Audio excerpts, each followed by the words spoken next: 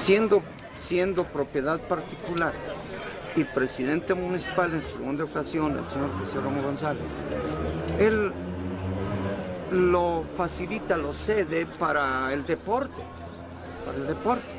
¿verdad? Pero luego ya estaban muy aventajados los trámites de la expropiación o ampliación del ejido Encarnación. Se cubre todo el proceso, ¿verdad? Como ejido, y entonces los ejidatarios siguieron respetando la voluntad del señor José Romo González. Sería en 1978, más o menos, cuando se funda, cuando ya teníamos organizados más o menos varios equipos, y entonces hicimos por unificar fútbol y béisbol en la Unión Deportiva Municipal, que es la primera fundación sólida, deportiva y promotora del deporte en Encarnación. Y allí invitamos a participar a los ejidatarios, que entonces también con muy buena voluntad aceptaron, y fuimos sentando las bases, digamos, para que todo lo que es béisbol y fútbol fuera una sola unidad, como Unidad Deportiva La Lagunita.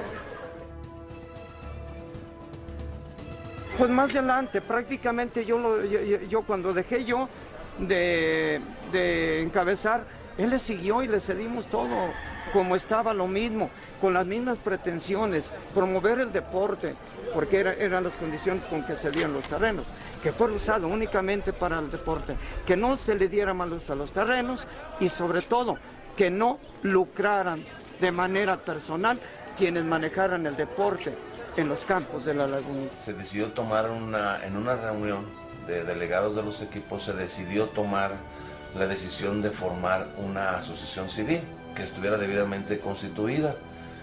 Y fue en abril del 96 cuando los delegados aprobaron que se hiciera la asociación civil.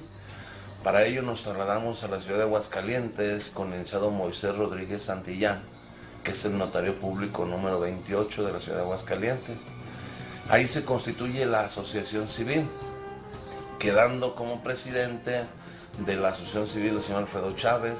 El vicepresidente es hasta la fecha Eduardo Ortiz Parada. Su servidor quedé fungiendo como secretario. El tesorero es Francisco Pérez, conocido como Paco Pérez. El prosecretario es el profesor Ezequiel Hernández Lugo. Y un comisario que es el que rige la asociación civil, que es José Antonio Ortiz Padilla, ¿verdad? Fue a partir de precisamente el 18 de abril de 1996. La vigencia de la asociación civil tiene 99 años, ¿verdad? No tiene un término medio, ¿verdad?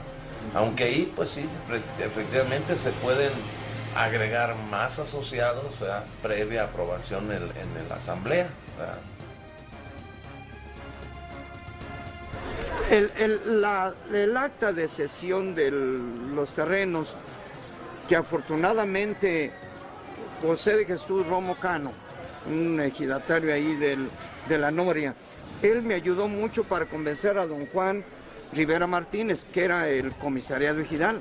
En ese ejido, allí el comisario ejidal era don Juan Rivera, una persona de mucha edad, pero con muy buena voluntad, nos recibió en su casa, él mismo cedió, y ya en base en este documento, luego se protocolizó.